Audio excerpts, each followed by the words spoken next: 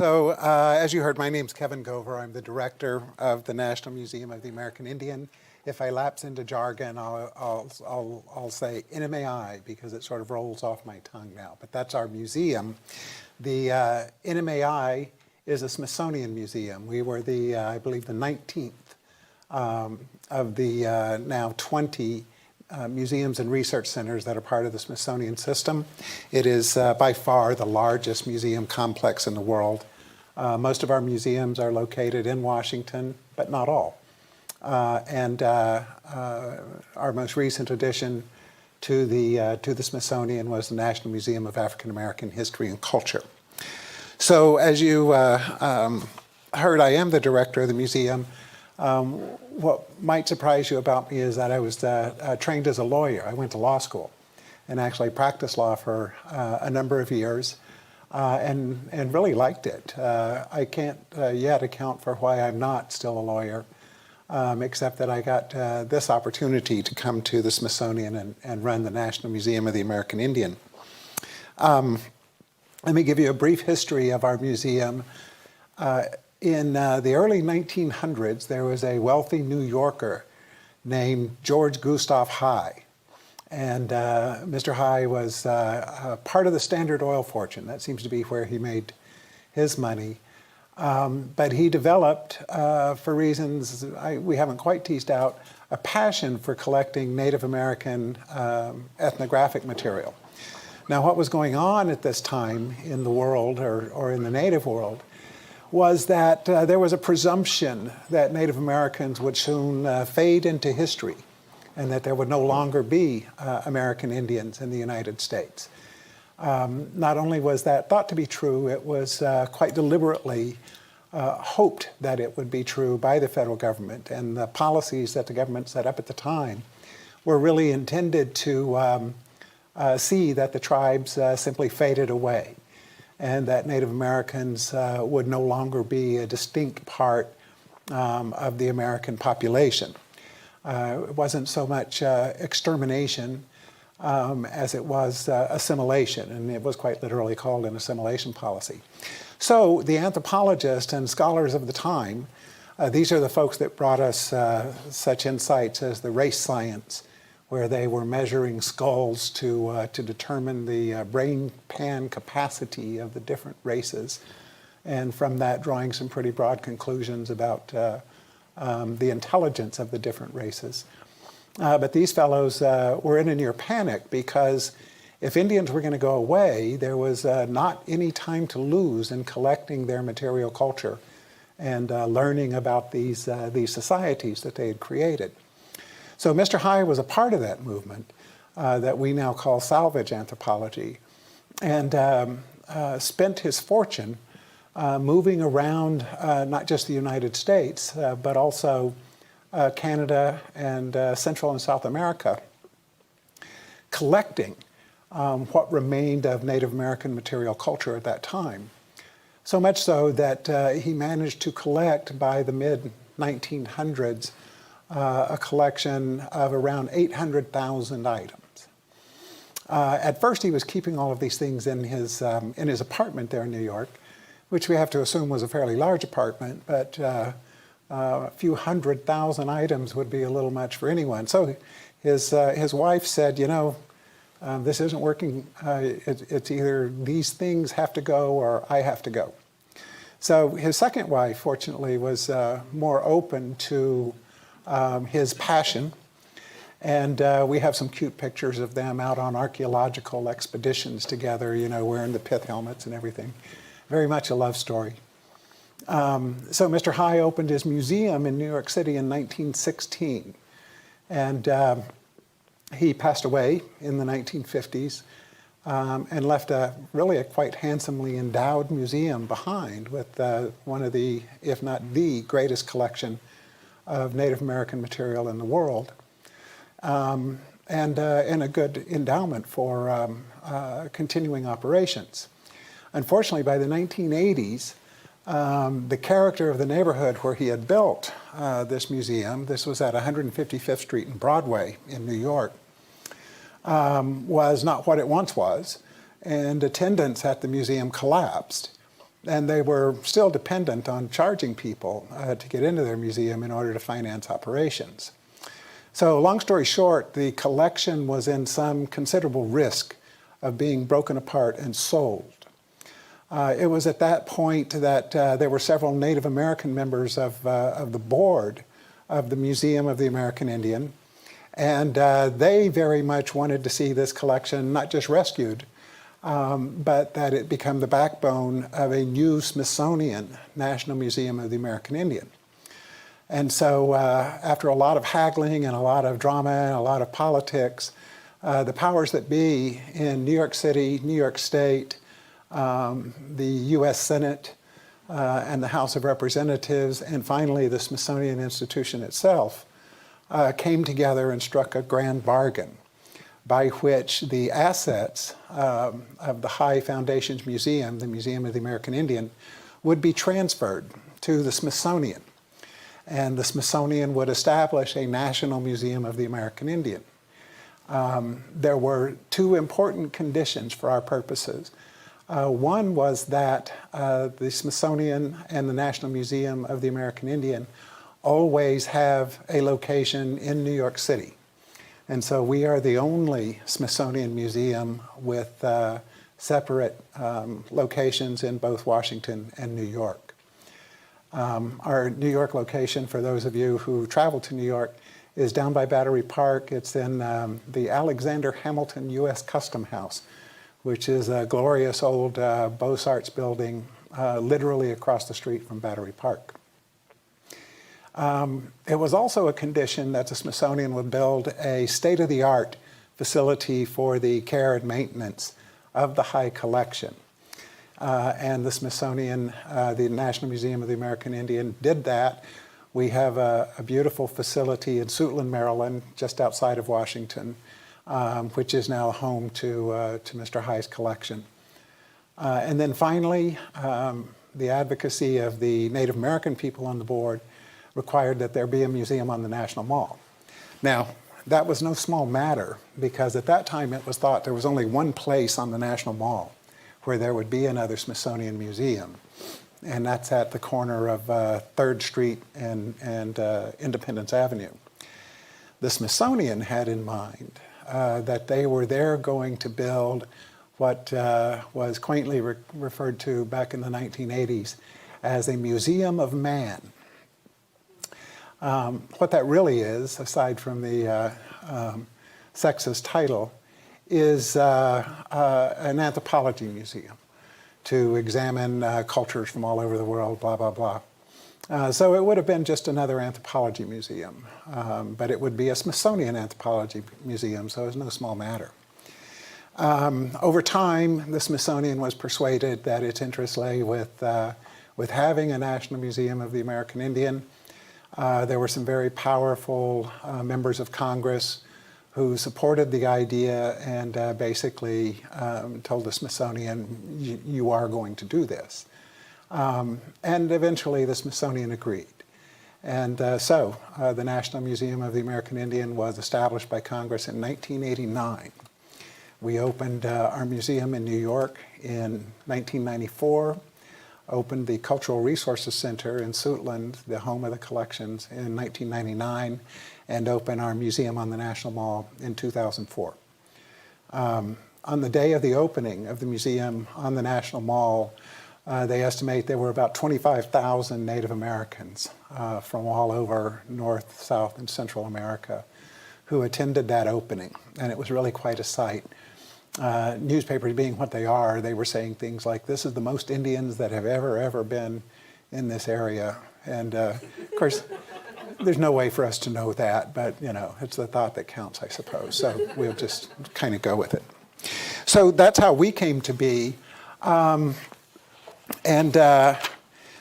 museum is doing all the things you would expect a museum to do in this day and age. We, of course, take good care of our collections.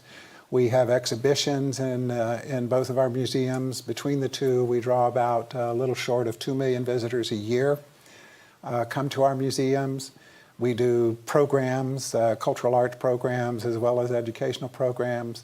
We have an online presence that we're constantly trying to upgrade and make a lot more vibrant. But we are now very much a mainstream museum.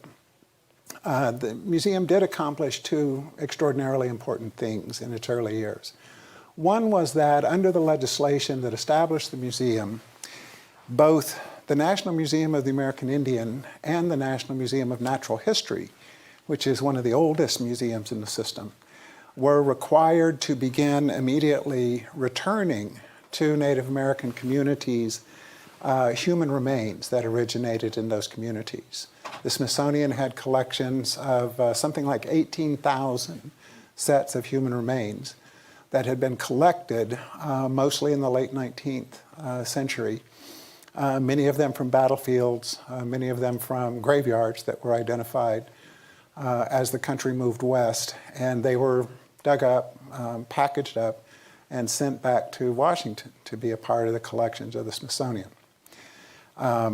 When Senator Daniel Inouye of Hawaii learned about this, he was mortified and outraged, and it wasn't much challenged that those things, those remains, should be returned to their originating communities.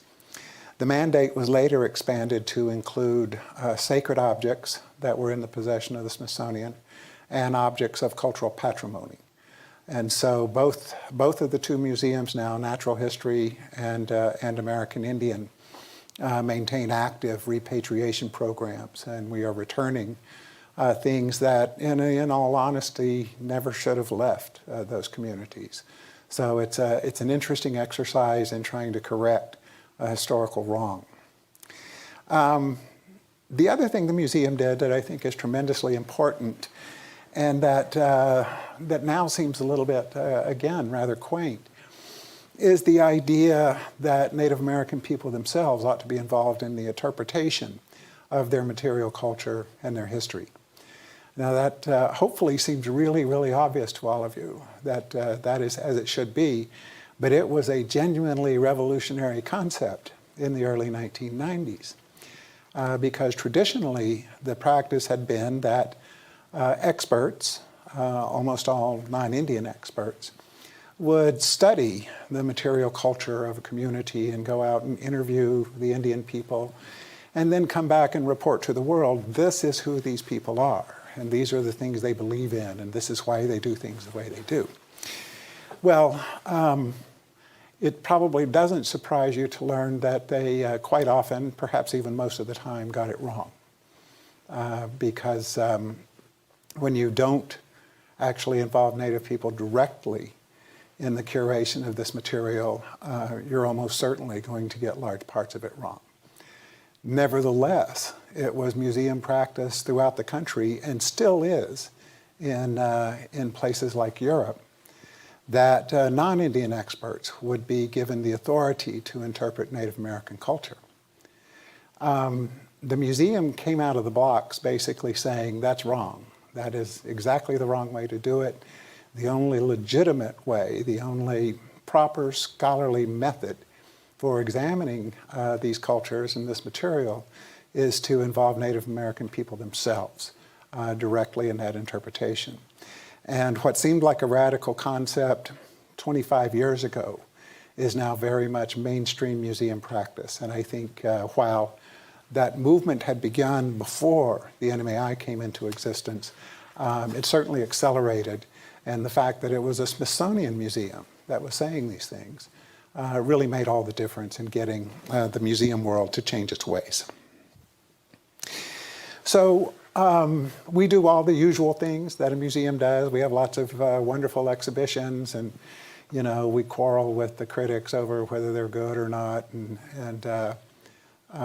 But what I want to talk more about is how we're trying to reach out beyond the museum walls. Obviously, that takes place through technology, and I will hasten to add that we are in no way, shape, or form at this time masters of the technology. The Smithsonian somehow managed to fall 10 or 15 years behind the rest of the world. And it really is quite curious to me. I came aboard at the museum in 2007 Not that I'm a technological expert, but I was surprised to see that we were doing little more than the basics at the Smithsonian. Everybody had a website, you know. I sort of think about the Smithsonian in the 90s and thinking how amazed everybody must have been at something like, you know, email, because this is an old place. It will be celebrating its 175th anniversary in 2021, I believe. And there's a reason that the dinosaur exhibit at the Smithsonian is so famous because it sort of, you know, embodies the essence of how we are, especially when it comes to technology. But having said that, we are trying to do better. One of our projects is called Native Knowledge 360. And this is an attempt to address what Olivia was talking about, that Native American students are not doing well. And I believe much of the reason they're not doing well is that they simply don't see themselves in the curriculum as it's being taught now. When I was growing up and learning in school, I remember not learning a single thing in school that made me proud of my ancestors. And I think that was the experience of most people my age. And it was distressing when we undertook a study of the textbooks that are in use across the country to learn that they really haven't changed very much. There might be just a smidge more material, but Native Americans still disappear from the history books around 1900 and never to be seen or heard from again, almost as though the American policy of assimilation had succeeded in doing away with all the Indians. At the same time, weirdly, our visitors don't come to our museums as blank slates. They come there knowing something about Indians because there are still things about Indians sort of out in the ether. Certainly there is in the curriculum of the public schools and in the popular culture. There's still a lot about Indians. And of course, the problem is that those ideas, when they're not incomplete, are almost entirely false. But our visitors come to the museum believing them and thinking that I know all about this. And museum visitors are kind of weird because one of the reasons they come to a museum is they want to see what they already know confirmed by an authority. And interestingly, museums are still regarded as one of the most authoritative and credible institutions in the country, while many others have suffered quite dramatically, whether it be our political bodies or the media, even universities. Museums are still kind of held in very high regard. And so if you go to a museum and you see something and you can say, yeah, I knew that, then that makes you a really smart guy, right? And so we had to deal with visitors who were coming to our museum and saying, what is this? We have no idea what this is, because we weren't sort of playing to the things they already know. And it doesn't just bewilder them, it kind of makes them mad, you know, and is off-putting to them. So we began thinking about, you know, one possible response we could have is, hey, we're the experts now, and so just shut up and listen. That's usually not the road to persuading somebody of what you're trying to say. And so we thought, well, let's maybe talk about these stories that they know and see if we can help them gain more understanding by that method. So you probably all know the stories that I'm going to talk about. If you had to say, what are the 5 things every American knows about Native American history, most often they're going to include things like the first Thanksgiving, of course, That, by the way, is why November is Native American Heritage Month, isn't it? Because this is the time of year when we all, when we think about Indians, right? Another would be Pocahontas. And you notice how sturdy Pocahontas' presence in the American culture is when she's back in the news, and it's 2018, when she died nearly 400 years ago. Some of the other stories would be Little Bighorn, of course, which is weird because it was a crushing defeat for the American Army, and yet people love the story about Little Bighorn. And we're really curious about that. In fact, I think of some of our work as being, we're doing anthropology on white people to try to understand their strange beliefs, and their strange culture, and how they view themselves. And that's kind of fun for us. So seriously, we started thinking about, well, why are these stories so powerful? One of the things that we began thinking about is every culture has origin myths. Every culture has a way of saying, this is where we come from, and because that's about who we are, right, as a people. So we started thinking about origin myths of the United States.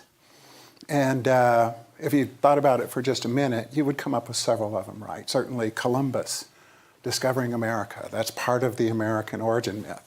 Even though Columbus never set foot in North America, he is still claimed as the discoverer of America.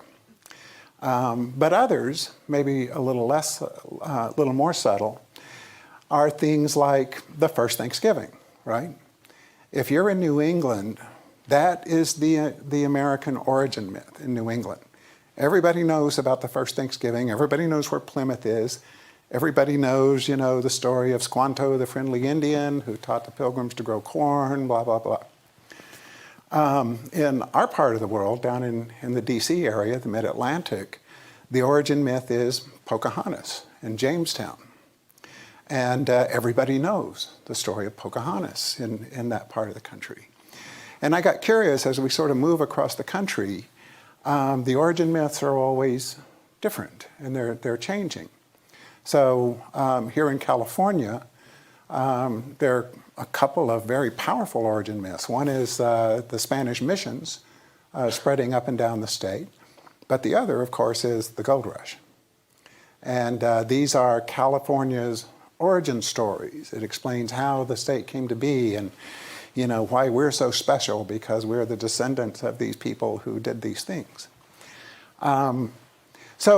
Anyway, so we're thinking about, okay, well, this is why they know those stories. What is it about those stories that's so special? By the way, we know that these are origin myths of the United States because if you go into the Capitol of the United States, in the rotunda, the castle's what we refer to Smithsonian headquarters as. It's the red castle building, so that was a slip of the tongue. In the Capitol, in the rotunda, there are 8 very large paintings sort of circling around the Capitol rotunda. And of those, several involve Indians. One, the most striking perhaps, is there's a huge painting of the baptism of Pocahontas. So Pocahontas is clearly a founding mother of the United States. Another is the embarkation of the Pilgrims. It wasn't the first Thanksgiving, it was when the Pilgrims left Europe to come to the New World seeking religious liberty. Another, my personal favorite, is DeSoto discovering the Mississippi. And it's an interesting painting because there's a whole Indian village there that DeSoto is standing in. And I thought, and they never noticed the Mississippi River right there?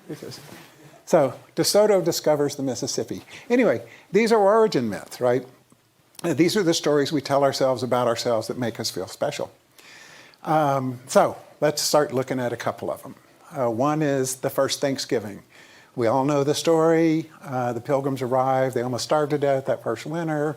Then the friendly Indian Squanto shows up to teach them how to grow corn and later that year, they're thriving and they're happy and they're well fed, and they decide, let's have our Indian friends over for a harvest feast at the end of our first year to give thanks for our good fortune. So that's a fine story, right? Kind of makes you feel good. There's a hardiness of these first Americans that have arrived, and they were fleeing religious bigotry. There's even a touch of racial harmony in the story, and so it's like, yeah, that's who we are. This is part of us.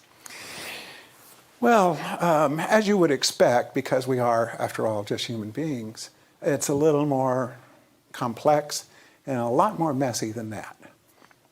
But it is a really cool story. And so it's true, the Pilgrims arrived. Why you would want to land in a new world in a climate like that in November is quite beyond me. But that's what they did, and so naturally they almost starved to death because they weren't able to grow food that year. What they did do was find the stashes, the winter stashes of corn that a nearby Wampanoag village had stored, and they literally survived on this. And you're asking, so why did the Wampanoags let them have all that corn? They were all dead. They had died. A smallpox epidemic had moved through the area immediately before the arrival of the Pilgrims. And so there it was, there for the taking. A second element of the story is Squanto himself. Does everybody know about Squanto? Did everybody learn that story? No, okay. Well, Squanto is the famous friendly Indian, right? Well, his real name was Tisquantum. And he wasn't quite as friendly as they make him out to be, but he's an interesting guy because when the Pilgrims arrived, Tisquantum spoke English. Now, how did that happen, right? The Pilgrims were supposed to be the first Englishmen to show up in the New World, and there's this Indian guy going, hey, what's up? That would have freaked me out if I were one of them, right? So, but yeah.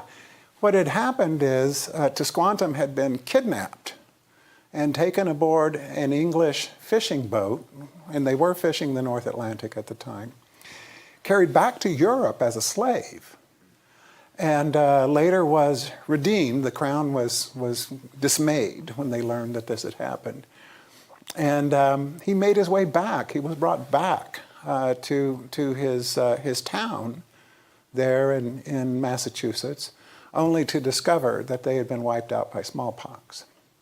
So now Tisquantum is there, and he becomes the go-between between the Pilgrims and the Wampanoag Confederacy in the area. So now we've got a more interesting story, right? Because it wasn't just Squanto the friendly Indian comes in and grunts and does sign language to communicate.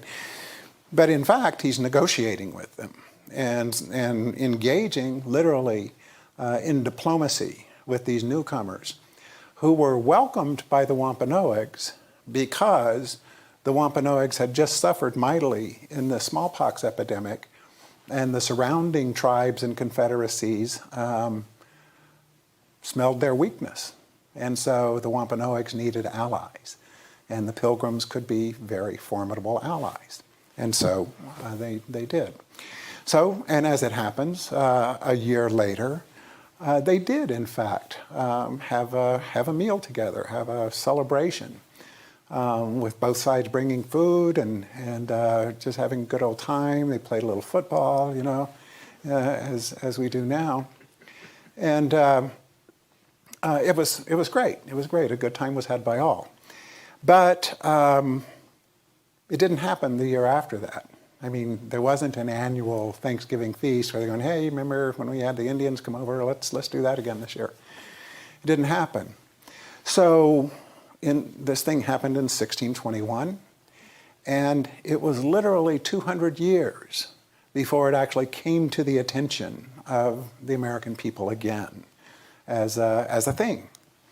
And they found an old journal that was kept by one of the Pilgrims, And this old journal, in a single sentence, a single phrase, said the Indians came over and we had a feast. That's it. That's all that was said about it. But now we have this whole Thanksgiving industrial complex built up, right? Where we all know what we're supposed to do. We're supposed to eat a lot on Thursday, shop a lot on Friday, watch football on Saturday and Sunday, because that's what you do if you're an American. And we base it all on this thing that happened in 1621. And so that's sort of interesting how all of that works. The rest of the story is not quite so happy, and it kind of blows up the Thanksgiving thing, because about 40 years later, the Pilgrims and the Wampanoags engaged in what was probably the most devastating war ever fought in North America, devastating in terms of the percentage of the two peoples that were killed in the engagement. It was called King Philip's War. There came a point where the Pilgrims and their successors kept coming and saying, "We need a little more land. Can you hook us up?" And the Wampanoags are going, "Well, we're getting really short, but damn, that's some nice stuff you're offering us, so we're going to take it." Until the point came where the Wampanoags could no longer survive on the land that they had. And the Pilgrims were not showing any interest in being helpful to them at that point, because they had what they wanted. And so there was a war, and it was absolutely devastating to the New England tribes. The chief of the Wampanoags, King Philip, as he was called by the English, was ultimately captured. His head was put on a pike at the entrance to Plymouth and stayed there for 20 years. And so that's not the same story as the first Thanksgiving, right? But they're really inseparable. And it seems like we should know all of those things. Let me tell you one more that's a little bit, well, maybe a little bit more uplifting. And that is the story of Pocahontas. So Pocahontas was real, but if you learned it the way I did, we all know that Pocahontas saved John Smith from the Jamestown colony from being executed by her evil father, Powhatan, and went on to marry him. And so here again, we have all these cool elements of a good origin myth, right? We have this interracial harmony idea again, and we have a love story to boot. So this is a good story, and you have a beautiful young Indian woman in her buckskin cocktail dress, talking to animals and singing songs, and so it's nice, right? But I'm sure you won't be surprised to learn that's not quite what happened. As it happens, Pocahontas was 11 years old when she first met John Smith, who was 28 at the time. There was, in fact, an engagement between the Powhatan Confederacy and the Jamestown colonists, who survived only because they were provided food by the Indians. But the rest of it is a lot messier than we might hope. Pocahontas did not, in fact, marry John Smith, and historians now agree that it's extraordinarily unlikely that she saved his life from being executed for two reasons. The only written source for this story was a book that John Smith himself wrote. And I'm afraid he was known to be a terrible liar, and the hero, of course, of every one of his stories. So there's reason to be skeptical. The other thing, though, is that he wrote a book about a similar adventure in the Middle East where, would you believe it, the exact same thing happened, where a local princess saved him from being executed by her evil father. And so that struck everybody as probably not true. So none of that happened. What did happen, though, was that Pocahontas married a man named John Rolfe. She did convert to Christianity. The sources are mixed, and different people would tell you different stories about just how voluntary her conversion was. But she did convert and was baptized. And so there it is in the Capitol Rotunda, the baptism of Pocahontas. She looks very lovely in her white gown, and the sun is shining through the window right down upon her. So we're all good here. We're all good. It was another good story. Pocahontas then went with her husband to England, where they had a child, Thomas Rolfe. And upon setting out to return to America, Pocahontas fell ill and died at the age of 23. So that's seems like the end of the story, right? Well, Pocahontas lives on. So why is that exactly? Well, if you go to Virginia, where I now live, and you throw a stone down pretty much any street, you're going to hit at least one person who says they are a direct descendant of Pocahontas. And this is fascinating, right? Because it tells us a couple of things. But one of them is that people feel this interesting need to connect somehow to the Native American, to a Native American heritage. In Virginia, they had a huge society of people who labored mightily to establish that they were in fact descendants of Pocahontas. And I mean, by the thousands, there are members of this society. And this became, all the first families of Virginia wanted to prove they were descended from Pocahontas. And they'd pull out the books and records and all that, and finally, put in an application. If you got in, you were like an uber Virginian. You weren't just a Virginian. I mean, you were like, you were as good as it gets. 4 of the first 6 presidents come from Virginia. So this is no small matter. These were the aristocrats of the United States, and they wanted to be known as descendants from Pocahontas. Well, I'll skip past the fate of the Powhatan Confederacy, except to ask you, when's the last time you heard about the Powhatan Confederacy? In 1924, the state of Virginia started thinking about its Jim Crow laws and decided they needed a little brushing up. So they passed a law called the Racial Integrity Act. Now, under the Racial Integrity Act, there were only 2 kinds of people in Virginia, and it determined their legal status, and it's what would show on any public records regarding their existence. You had white people, and you had colored people. Now, colored people were, black people, Indians, Asians, anybody who wasn't 100% white. And they meant that, 100%.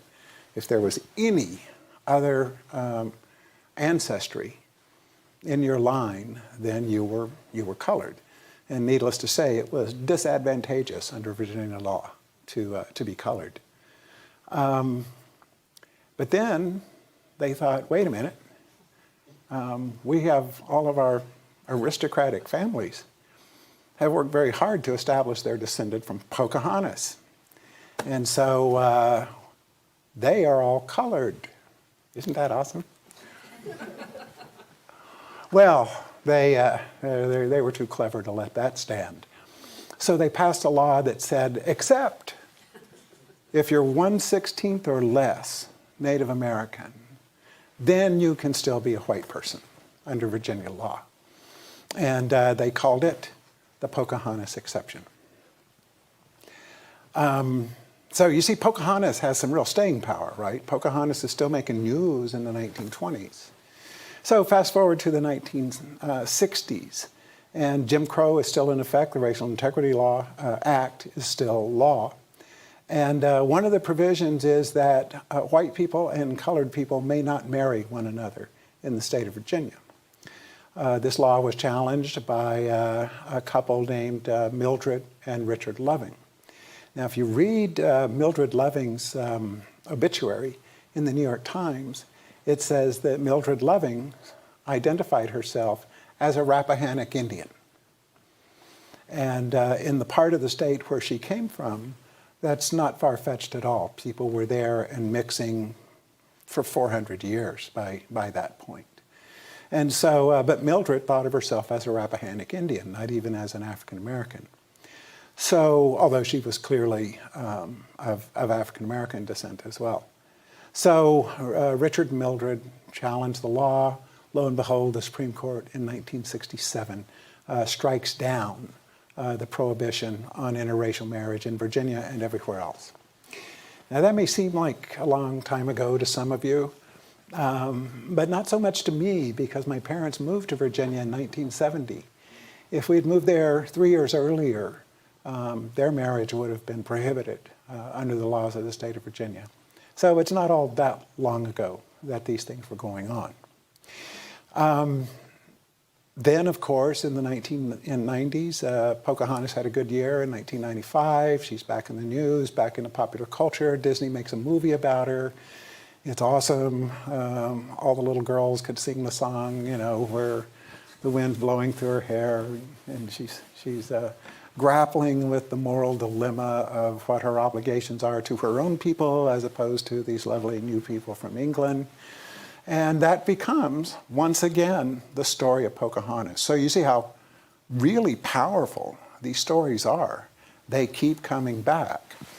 And it's just really interesting to me that, setting aside, you know, that it's such insulting behavior, that when looking for a name, everybody would recognize to hurl as an insult against a non-Indian pretending to be an Indian, the president would land on Pocahontas.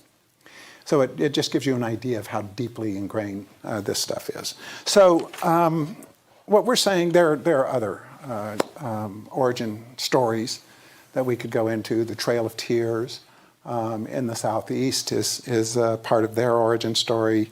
As I said, the Indian Wars and Little Bighorn in particular, and here, the Gold Rush.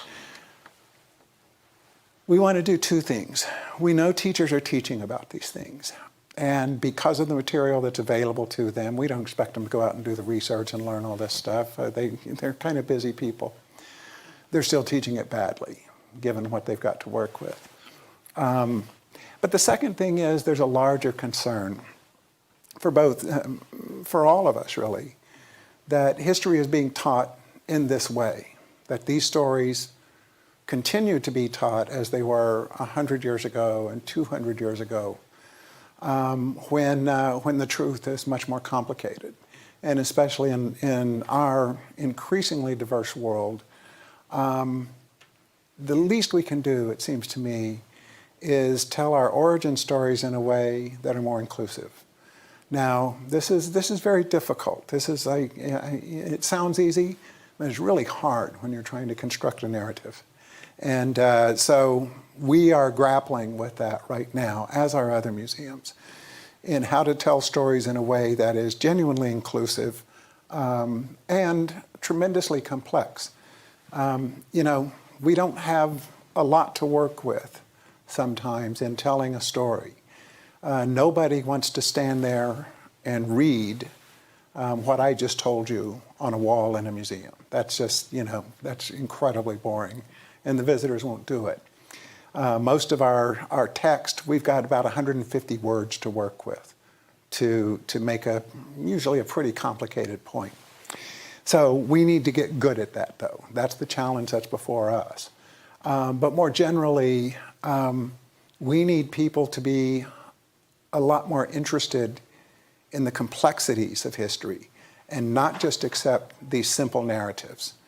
The reason our current political discourse sometimes seems so stupid and ignorant is because American students have not been taught things that are true about their country.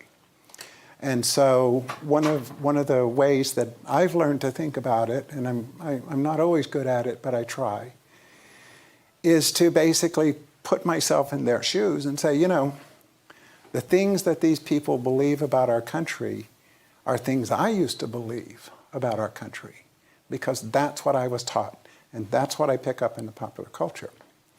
And so we should be both humble and generous in thinking about it and in talking about it to others who are going to be, let's face it, they're going to resist this idea, because these heroic narratives are, did I lose my mic? These heroic narratives are so much more satisfying, and whereas the true stories leave us just a little unsettled. But I suggest that maybe unsettled is the way we should be. So I'm going to stop right there. And by the way, these are the stories we need to move into the classroom. Now, we don't want to be teaching fourth graders about mayhem and murder, but neither should we let them let their only encounter with Native American history be a happy, happy story of happy Indians and white people all getting along. We need to start teaching them early that it's complicated, you know, and they were just people, just like us. And they did good things, they did bad things. And we should know about all of them if we're to draw a true lesson from the history. So I'm going to stop and see if anyone would like to ask some questions. Or if you'd like me to just leave, it'd be okay. Yeah, thanks for the talk. I had a question. Are there any lesson plans that you've either prepared for teachers or lesson plans that others have prepared but that you endorse? Oh, both good questions. Yes, we have, there are lesson plans on our website, nmai.si.edu. And that's the museum's website. It's under, well, there's a tile for NK360 or Native Knowledge 360. But there's only a few, and so we are trying to populate that. I mean, we need dozens in order for it to be adequate, and we're working on that. As for others that we endorse, we haven't yet, but they are out there. We've seen some good material, and another phase in the project will be to add those, at least add links to those resources to the things we're putting online. Sir? So there seems to be a lot of whitewashing of the history, like even the terminology like American Indian seems really whitewashed. Yeah. The types of stories, it's usually related to like pilgrims or European colonists or something like that.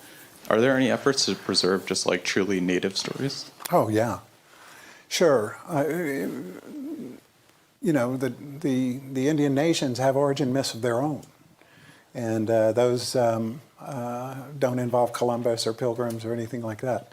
So yeah, those stories are there, and one thing I will credit the anthropologists of the late 19th and early 20th century with is they were incredibly inquisitive, and they did collect a lot of stuff. And so to the extent those stories did not survive in the oral tradition within the community, they did survive in some of these library resources. So yeah.